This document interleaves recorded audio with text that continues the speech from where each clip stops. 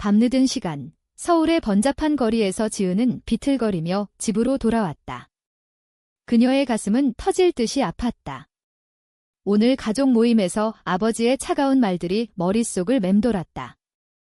너 같은 딸이 어디 있냐?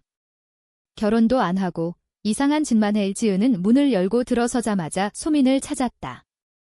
소민아, 나왔어. 하지만 집 안은 고요했다. 테이블 위에 놓인 쪽지가 그녀의 시선을 사로잡았다. 미안해, 지은아. 나 혼자서 새로 시작해야 할 것 같아. 지은의 다리가 후들거렸다. 그녀는 바닥에 주저앉아 울음을 터뜨렸다. 소민이 사라진 그 밤, 지은의 세상이 무너지기 시작했다. 지은은 30살, 서울의 한 IT 회사에서 프로젝트 매니저로 일하는 여자였다. 그녀는 늘 강인해 보였지만 속으로는 가족의 기대와 자신의 욕망 사이에서 갈등했다. 소민은 28살, 카페를 운영하는 부드러운 성격의 여자였다. 둘은 대학 시절부터 친구로 지내다 2년 전 사랑을 고백하고 함께 살기 시작했다.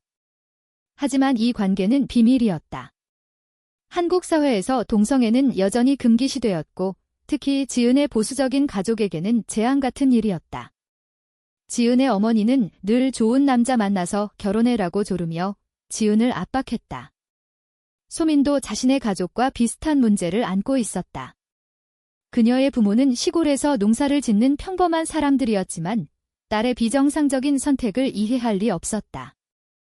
그날 저녁, 지은은 가족 모임에서 또다시 결혼 압력을 받았다. 아버지는 너 때문에 집안 망신이야 라고 소리쳤고 어머니는 눈물을 흘리며 왜 그래? 정상적으로 살아라고 애원했다. 지은은 그 자리에서 도망치듯 나왔고 소민에게 위로를 구하려 했다. 하지만 소민은 없었다. 쪽지를 읽은 지은은 핸드폰을 들고 소민에게 수십 통의 전화를 걸었지만 모두 꺼져 있었다. 그녀는 소민의 카페로 달려갔다. 문은 잠겨 있었고 안은 어두웠다. 지은은 문을 두드리며 외쳤다. 소민아, 제발 나와. 하지만 대답은 없었다. 그제야 지은은 소민이 진심으로 떠났다는 걸 깨달았다. 다음 날 아침, 지은은 출근도 하지 않고 소민의 행방을 찾기 시작했다. 소민의 친구들에게 연락했지만 수 모른다고 했다. 소민의 SNS는 업데이트가 멈춰 있었다. 지은은 절망에 빠졌다. 왜? 우리가 왜 헤어져야 해? 그녀는 스스로를 탓했다. 최근에 둘 사이에 갈등이 있었다. 지은은 가족 때문에 관계를 공개하지 못했고 소민은 그 점에 상처받아 왔다. 언제까지 숨겨? 나도 사람인데 소민의 말들이 떠올랐다. 지은은 소민의 옷장 문을 열고 그녀의 옷을 끌어안았다. 소민의 향기가 아직 남아 있었다. 눈물이 흘러내렸다. 지은은 소민의 가족에게 연락했다. 소민의 어머니가 전화를 받았다. 소민이 어디 있어요? 지은의 목소리가 떨렸다. 너 때문에 소민이가 그렇게 됐어. 이제 그만해. 어머니의 차가운 대답에 지은은 충격을 받았다. 소민의 가족이 이미 관계를 알고 있었던 것이다. 소민의 오빠가 소민의 핸드폰을 추적해 둘의 메시지를 발견했다고 했다. 우리 집안에서 그런 일은 용납 못해. 지은은 전화를 끊고 벽에 머리를 기대었다. 가족의 압력이 소민을 떠나게 만든 걸까? 아니면 지은 자신의 우유부단함 때문일까? 그날 오후, 지은은 소민의 카페로 다시 갔다. 문이 열려 있었다. 안으로 들어서니 새로운 직원이 있었다. 소민 씨는요? 지은이 물었다. 오늘부터 제가 맡아요. 소민 씨가 그만두셨어요. 지은의 가슴이 철렁 내려앉았다. 소민이 카페를 포기한 것이다. 그녀는 카페 구석에 앉아 소민과의 추억을 떠올렸다. 처음 만난 날, 소민의 미소가 얼마나 밝았는지. 함께한 밤들, 서로의 아픔을 공유하던 순간들. 하지만 이제 모든 게 끝난 듯 했다. 지은은 결심했다. 소민을 찾아야 한다. 이 관계를 포기할 수 없다. 지은은 소민의 옛 친구인 혜진에게 연락했다. 혜진은 소민이가 부산으로 갔대. 새로 시작하려고 우라고 알려주었다. 지은은 즉시 기차표를 끊었다. 부산으로 가는 길, 그녀의 마음은 복잡했다.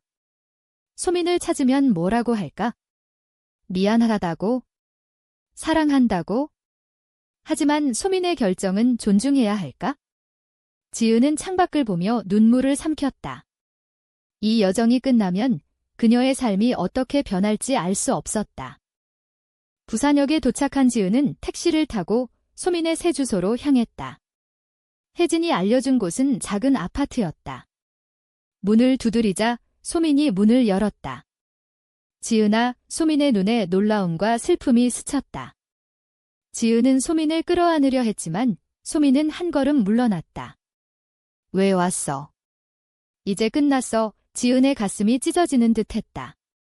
둘은 거실에 앉아 이야기를 시작했다. 소민은 눈물을 흘리며 말했다. 가족 때문에 더 이상 못 버티겠어? 오빠가 날 강제로 집으로 데려가려고 했어. 너와의 관계를 알게 된 후로 지은은 충격을 받았다. 소민의 가족이 그렇게 강경할 줄 몰랐다. 소민은 계속했다. 난 내가 가족에게 공개할 용기가 없다는 걸 알아.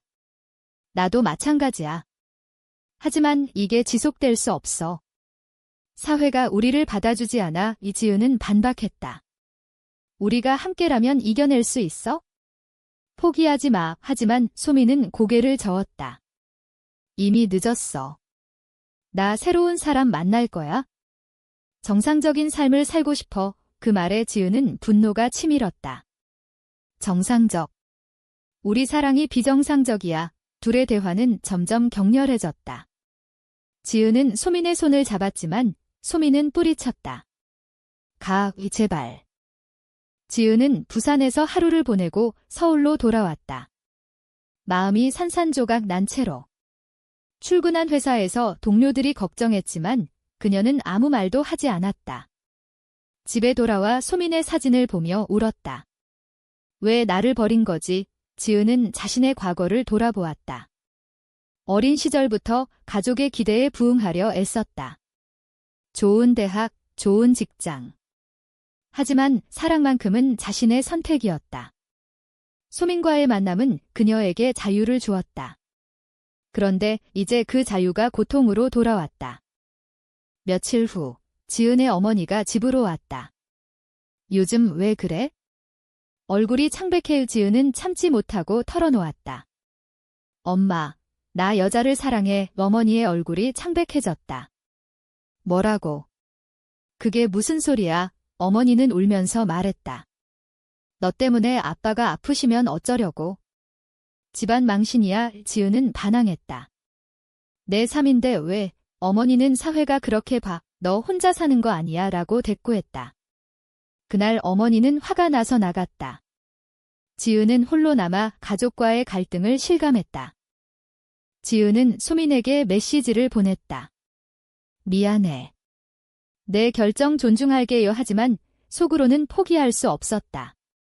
그녀는 LGBT 커뮤니티 모임에 참석하기 시작했다. 그곳에서 비슷한 경험을 가진 사람들을 만났다. 한 여자가 말했다. 가족의 반대는 흔해. 하지만 내가 행복해야 해. 지은은 용기를 얻었다. 하지만 동시에 두려웠다. 사회의 시선, 직장의 차별. 한국에서 동성애자로 사는 건 쉽지 않았다. 한편 소민은 부산에서 새 삶을 시작했다. 카페 알바를 하며 지냈지만 지은이 그리웠다. 밤마다 지은의 목소리가 들리는 듯했다. 소민의 오빠가 찾아왔다. 이제 정신 차렸어. 남자 소개해줄게. 소민은 거부했다. 오빠, 나 행복하지 않아. 오빠는 화를 냈다. 너 때문에 엄마 아프셔. 정상적으로 살아. 소민은 눈물을 흘렸다. 가족의 압력이 그녀를 짓누르고 있었다. 지은은 소민을 잊으려 애썼다. 새로운 프로젝트에 몰두했지만 실패했다. 친구 민지가 조언했다. 직접 가서 이야기해. 후회하지 마. 지은은 다시 부산으로 향했다. 이번엔 소민의 직장으로 갔다. 소민을 보자 가슴이 뛰었다. 소민아, 한 번만 더 이야기하자. 소민은 망설였지만 동의했다. 둘은 바닷가로 갔다. 파도 소리가 둘의 침묵을 채웠다. 지은이 말했다. 나 가족에게 공개했어. 힘들지만 너 없인 못 살아. 이소민의 눈에 눈물이 고였다. 나도. 하지만 무서워. 바닷가에서 소민과 지은은 오랜 대화를 나눴다. 소민은 자신의 내적 갈등을 털어놓았다. 가족이 날 버릴까 봐 두려워. 사회가 우리를 괴물처럼 봐. 지은은 공감했다. 나도 그래? 하지만 사랑이 죄는 아니야. 둘은 손을 잡았다. 그 순간 소민의 오빠가 나타났다. 소민아. 이게 뭐야? 오빠는 지은을 밀치며 소민을 끌고 갔다. 지은은 충격에 멍해졌다. 오빠가 소민을 추적한 것이다. 소민은 오빠에게 끌려가며 지은을 바라보았다. 눈빛에 미안함이 가득했다. 지은은 서울로 돌아와 절망했다. 소민의 오빠에게서 전화가 왔다. 다시 나타나지 마. 소민은 이제 정상적으로 살 거야. 지은은 분노했다. 소민의 선택을 존중해. 하지만 오빠는 너 같은 사람이 문제야. 라고 말하고 끊었다. 지은은 이 사건으로 인해 자신의 정체성을 더 깊이 고민했다. 왜 사랑이 이렇게 어려운가? 사회의 정형화된 틀 때문인가? 지은은 변호사를 찾아갔다. LGBT 권익 단체에서 상담을 받았다. 가족의 간섭은 법적으로 막을 수 있어? 하지만 감정적으로는 힘들어. 지은은 소민을 구하려 했지만 소민의 의지를 확인해야 했다. 그녀는 소민에게 비밀 메시지를 보냈다. 도와줄게. 내가 원하면. 소민의 답이 왔다. 미안. 오빠가 감시해. 나 혼자 해결할게. 소민은 집에 갇힌 듯한 생활을 했다. 오빠가 핸드폰을 감시하고 외출을 제한했다. 어머니는 울며 왜 그래? 좋은 남자 만나 라고 말했다. 소민은 내적으로 무너졌다. 이게 내 삶인가? 그녀는 지은과의 추억을 떠올리며 버텼다. 하지만 압력이 너무 컸다. 소민은 오빠에게 반항했다. 내 삶이야. 왜 간섭해?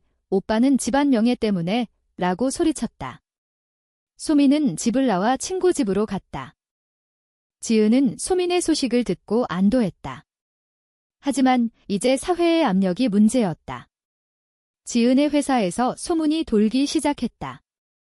동료가 너 레즈비언이야? 라고 물었다. 지은은 부정하지 않았다. 그래, 왜? 그 후 상사의 호출이 왔다. 개인 생활이지만 회사 이미지에 영향 줄 수 있어. 지은은 차별을 느꼈다. 승진 기회가 사라질 듯 했다. 그녀는 스트레스로 병원에 갔다. 의사가 우울증 초기야. 쉬어라고 했다. 소민은 친구 집에서 지내며 지은에게 연락했다. 서울로 갈게. 함께 싸우자. 지은은 기뻤지만 두려웠다. 둘은 서울에서 다시 만났다. 하지만 소민의 오빠가 쫓아왔다. 소민아, 집으로 와. 오빠는 지은을 때리려 했다. 지은은 막았고 소민이 오빠를 밀쳤다. 오빠, 그만해. 나 지은 사랑해. 오빠의 얼굴이 일그러졌다. 너 미쳤어. 그는 화가 나서 떠났다. 이 사건 후 소민의 가족은 소민을 버렸다. 너 같은 딸 없어. 소민은 상처받았지만 지은과 함께라면 견딜 수 있었다. 둘은 새 아파트를 구했다. 하지만 사회의 시선은 여전했다. 이웃들이 수근거렸다. 저 집 여자 둘이 이상해. 지은은 친구를 잃었다. 민지가 미안, 이해 못해라고 말했다. 소민은 카페를 다시 열었지만 손님이 줄었다. 동성애자 카페래라는 소문 때문이었다. 지은과 소민은 관계를 공개하기로 했다. SNS에 사진을 올렸다. 반응은 엇갈렸다. 지지하는 사람도 있었지만 악플이 쏟아졌다. 역겹다. 정신병자. 지은은 상처받았지만 버텼다. 소민도 마찬가지였다. 둘은 서로를 의지하며 나아갔다. 하지만 고통의 대가는 컸다. 지은의 부모가 연락을 끊었다.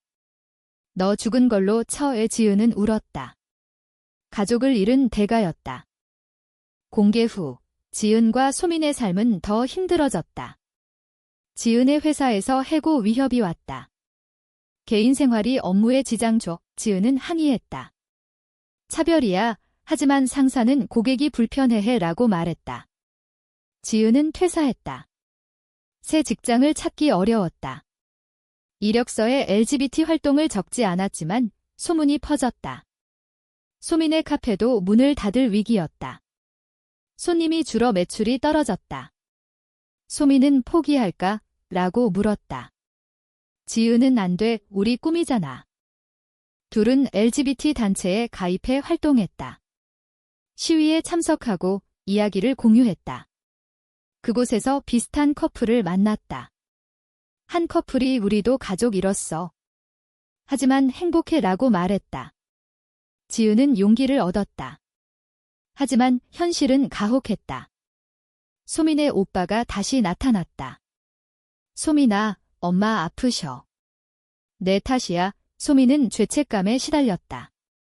내가 잘못한 거야. 지은은 위로했다. 아니야. 사랑이 잘못이 아니야. 소민은 어머니를 보러 시골로 갔다. 어머니는 병상에 누워 있었다. 소민아, 왜 그래? 돌아와 의소민은 울며 말했다. 엄마, 나 행복해. 이해해줘. 어머니는 사회가 안 받아줘. 너 불행할 거야 라고 말했다.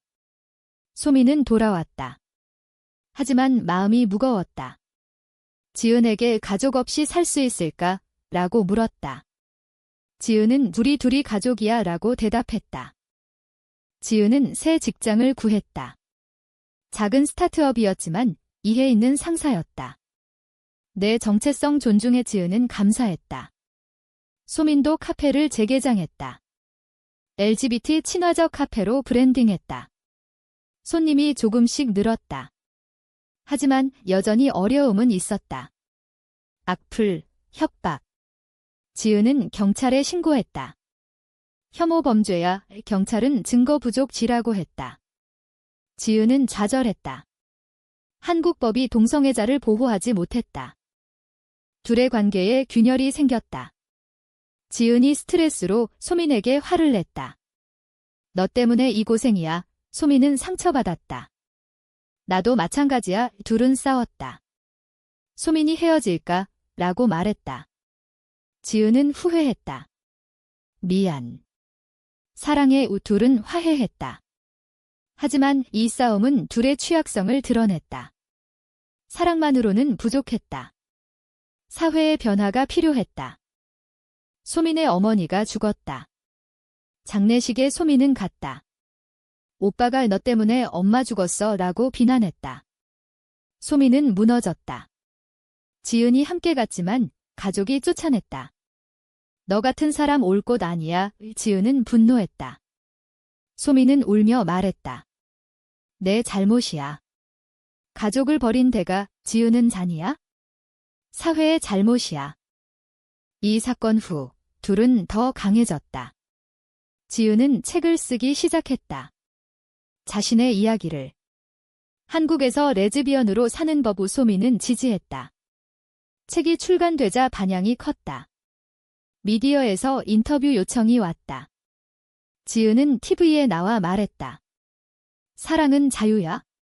차별을 멈춰. 하지만 반발도 있었다. 보수 단체가 시위했다. 동성애 반대. 지은과 소민은 위협을 받았다. 집에 돌이 날아왔다. 둘은 이사했다. 하지만 포기하지 않았다. 친구들이 모여 지지했다. LGBT 커뮤니티가 커졌다. 지은은 희망을 느꼈다. 하지만 대가는 컸다. 건강이 나빠졌다. 소민도 우울증에 시달렸다. 둘은 서로를 보살폈다. 사랑의 힘으로 버텼다. 책 출간 후 지은과 소민의 삶은 변했다. 지지자들이 늘었지만 적도 많아졌다. 지은의 아버지가 연락 왔다. TV 봤어. 부끄러워 지은은 아빠, 이해해줘 라고 말했다. 아버지는 못해 라고 끊었다. 지은은 상처받았지만 나아갔다.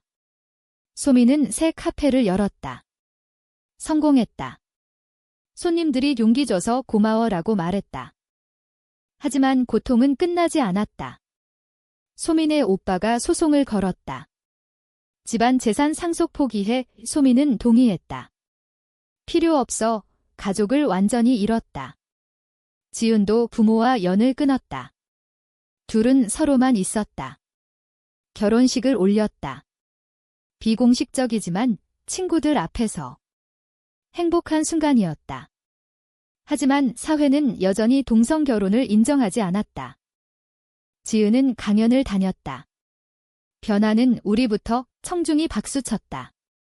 하지만 한 사람이 너희가 문제야 라고 소리쳤다. 지은은 대응했다. 사랑이 문제인가? 토론이 벌어졌다. 지은은 피곤했지만 싸웠다. 소미는 지은에게 말했다. 우리 잘한 거 맞아. 지은은 맞아. 후회 없어. 하지만 속으로는 의문이 들었다. 가족을 잃은 대가, 사회의 미움. 가치가 있었나? 둘은 밤에 서로를 안고 울었다. 하지만 아침이 되면 다시 일어났다. 시간이 지나 한국 사회가 조금 변했다. 동성 결혼 논의가 시작됐다. 지은의 책이 영향을 줬다. 하지만 여전히 갈 길이 멀었다. 지은과 소미는 노년을 상상했다. 함께 할 수 있을까? 지은은 소민의 손을 잡았다. 영원히 함께. 이제 당신에게 묻는다. 사랑을 위해 가족과 사회를 대적하는 선택이 과연 옳은가?